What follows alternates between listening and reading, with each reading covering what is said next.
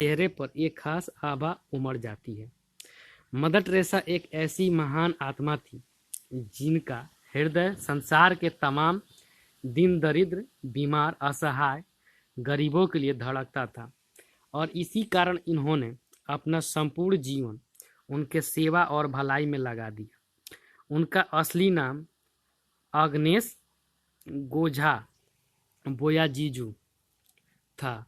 Albanian भाषा में गोझा का अर्थ फूल की कली होता है। इसमें कोई दो राय नहीं है कि मदर टेरेसा एक ऐसी कली थी जिन्होंने छोटी सी उम्र नहीं, गरीबों, दरिद्रों और असहायों की जिंदगी में प्यार की खुशबू भर दी थी। प्रारंभिक जीवन। मदर टेरेसा का जन्म 26 अगस्त 1910 को एस्काब्जे अब मैसेडोनिया में हुआ था। उनके पिता निकोला बोयाजू एक साधारण व्यवसायी थे। मदर टेरेसा का वास्तविक नाम अग्नेस गोझा बोयाजीजू था। अल्बेनियन भाषा में जो गोझा का अर्थ फूल की कली होता है। जब वह मात्र 8 साल की थी तभी उनके पिता परलोक सिधार गए, जिसके बाद उनके लालन पालन की सारी जिम्मेवारी उनकी माता द्राना बोयाजू के ऊपर आ गई थी। वह 5 भाई बहनों में सबसे छोटी थी। उनके जन्म के समय उनकी बड़ी बहन की उम्र 7 साल और भाई की उम्र 2 साल थी, जब बाकी 2 बच्चे बचपन में ही गुजर गए थे। वह एक सुंदर, अध्ययनशील एवं परिश्रमी लड़की थी। पढ़ाई के साथ साथ गाना उन्हें बेहद पसंद था। वह और उनकी बहन पास के गिरजाघर में मुख्य गायिका थी। ऐसा माना जाता है कि जब वह मात्र 12 साल की थी तभी उन्हें यह अनुभव हो गया था कि वो अपना सारा जीवन मानव सेवा में लगाएंगी और 18 साल की उम्र में उन्होंने सिस्टर ऑफ लोरेटो में शामिल होने का फैसला लिया। तत्पश्चात वह आयरलैंड गई, जहां उन्होंने अंग्रेजी भाषा सीखी। अंग्रेजी सीखना इसलिए जरूरी था क्योंकि लोरेटो की सिस्टर इसी माध्यम में बच्चों को भारत में पढ़ाती थी। भारत आगमन। सिस्टर टेरेसा आयरलैंड से 6 जनवरी 1929 को कोलकाता में लोरेटो कन्वेंट पहुंची थी। वह एक अनुशासित शिक्षिका थी और विद्यार्थी उनसे बहुत स्नेह करते थे। वर्ष 1944 में वह हेडमिनिस्ट्रेट बन गई। उनका मन शिक्षण में पूरी तरह रम गया था, पर उनके आसपास फैली गरीबी, दरिद्रता और लाचारी उनके मन को बहुत आसान करती थी। 1943 के अकाल में शहर में बड़ी संख्या में मौत हुई और लोग गरीबी से बेहाल हो गए। 1946 के हिंदू मुस्लिम दंगों ने कोलकाता शहर की स्थिति और भयावह बना दी। Missionaries of charity.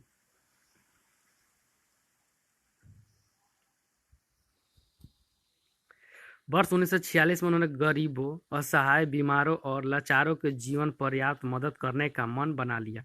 इसके बाद मदर टेरेसा ने पटना के होली फैमिली हॉस्पिटल में आवश्यक नर्सिंग ट्रेनिंग पूरी की और 1948 में वापस कोलकाता आ गई और वहां से पहली बार तालतला गई, जहां पर गरीब बुजुर्गों की देखभाल करने वाली संस्था के साथ रही।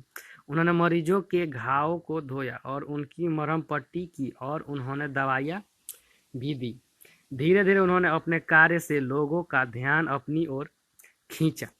इन लोगों में देश के उच्च अधिकारी और भारत के प्रधानमंत्री भी शामिल थे, जिन्होंने उनके कार्यों की सराहना की। मदर टेरेसा के अनुसार इस कार्य में शुरुआती दौर बहुत कठिन था। वह लोरेटो छोड़ चुकी थी, इसलिए उनके पास कोई आमदनी नहीं थी। उनको अपना पेट भरने के लिए दूसरों की मदद लेनी पड़ी।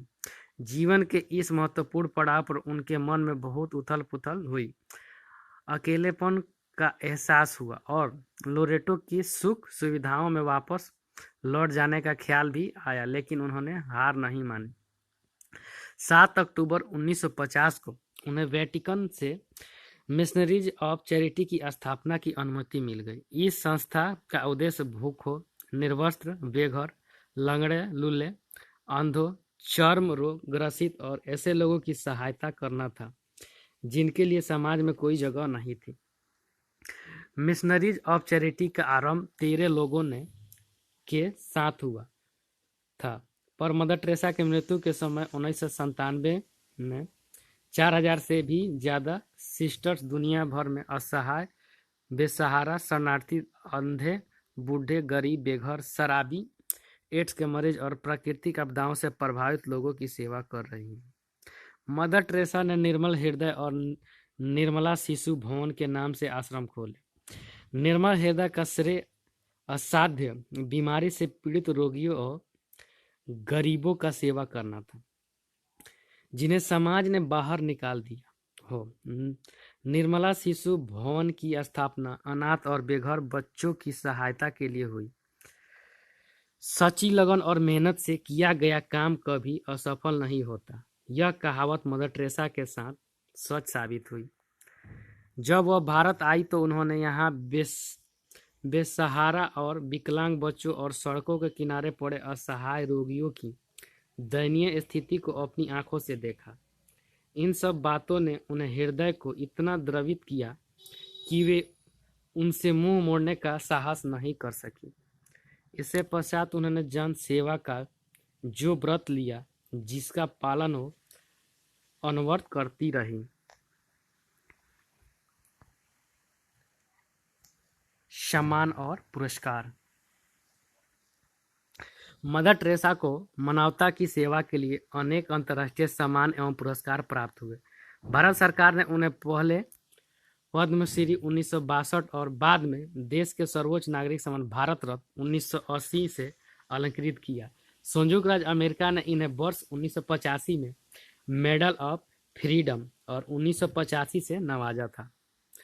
मानव कल्याण के लिए किए गए कार्यों की वजह से मदर टेरेसा को 1979 में नोबेल का शांति पुरस्कार मिला। उन्हें यह पुरस्कार गरीबों और असहायों की सहायता करने के लिए दिया गया था। मदर टेरेसा ने नोबेल पुरस्कार की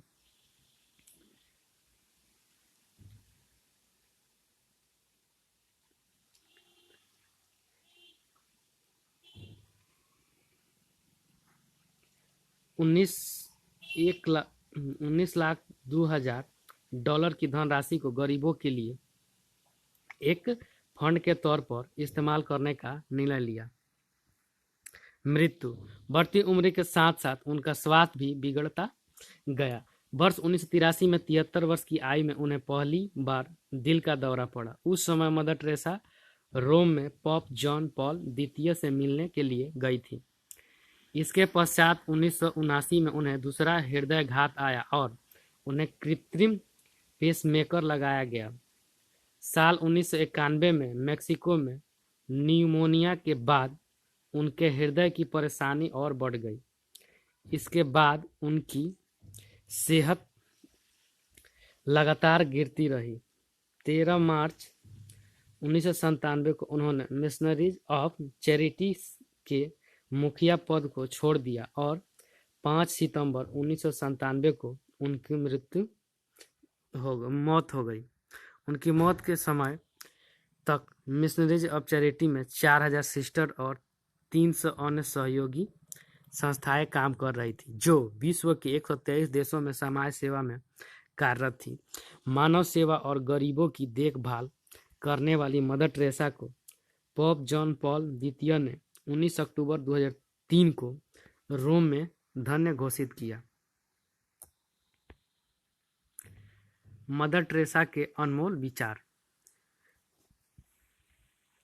मैं चाहती हूं कि आप अपने पड़ोसी के बारे में चिंतित रहें। क्या आप अपने पड़ोसी को जानते हैं? यदि हमारे बीच शांति की कमी है तो वह इसलिए क्योंकि हम भूल गए हैं कि हम एक दूसरे से संबंधित हैं। यदि आप 100 लोगों को भोजन नहीं करा सकते हैं तो कम से कम एक को ही करवाएं। यदि आप प्रेम संदेश सुनना चाहते हैं तो पहले उसे खुद भेजें। जैसे एक चिराग को जलाए रखने के लिए हमें दिए में तेल डालने रहना पड़ता है। अकेलापन सबसे भयानक गरीबी है। अपने करीबी लोगों की देखभाल कर आप प्रेम की अनुभूति कर सकते हैं। अकेलापन और अवांछित रहने की भावना सबसे भयानक बीमारी गरीबी है।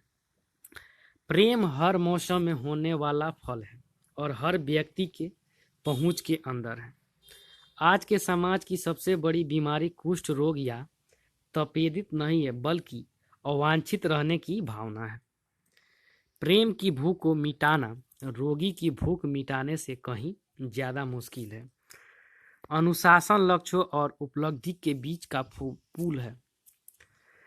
सादगी से जिए ताकि दूसरे भी जी सके। प्रत्येक वस्तु जो नहीं दी गई है खोने के समान है। हम सभी महान कार्य नहीं कर सकते, लेकिन हम कार्यों को प्रेम से कर सकते हैं। हम सभी ईश्वर के हाथ में एक कलम के समान हैं। यह महत्वपूर्ण नहीं है आपने कितना दिया, बल्कि यह कि देते समय आपने कितने प्रेम से दिया। खूबसूरत लोग हमेशा अच्छे नहीं होते, लेकिन अच्छे लोग हमेशा खूबसूरत होते हैं। दया और प्रेम भरे शब्द छोटे हो सकते हैं, लेकिन वास्तव में उनकी गूंज अनंत होती है। कुछ लोग आपकी जिंदगी में आशीर्वाद की तरह होते हैं, तो कुछ लोग एक सबक की तरह होते हैं। Thank you friends. अच्छा लगे तो लाइक, सब्सक्राइब एंड शेयर जरूर करें। प्रेम से बोलिए सच्चे दरबार के। ओम जयंती मंगला काली।